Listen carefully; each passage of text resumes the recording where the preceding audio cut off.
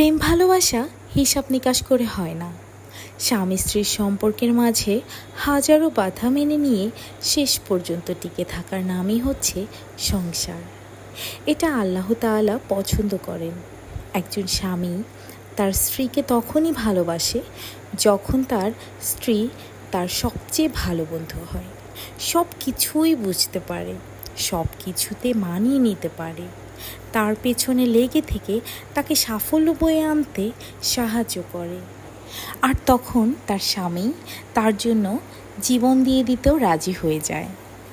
একজন স্বামী সবসময় চায় তার স্ত্রী যেন তার পুরো সংসারের সকল মানুষের সাথে মিলেমিশে থাকতে পারে, তার সকল আশা ভরসা সে রক্ষা করতে পারে, তার বাচ্চা, তার ক্যারিয়ার, তার সব কিছু সে আগলে রাখতে পারে। আসলে আমরা যাই মনে করি না কেন, স্বামীরা এগুলোই চায়।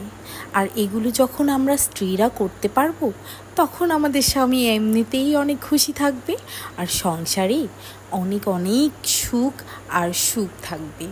এই জন্য আমাদের সবার উচিত এইরকম করে আমাদের টেকনিক্যালি সব কিছু হ্যান্ডেল করা। আর সবচেয়ে বড় ব্যাপার হলো, অনেক অনেক জায়গায় আমাদের মনে হয় যে আমরা যেন অ্যাক্টিং করছি।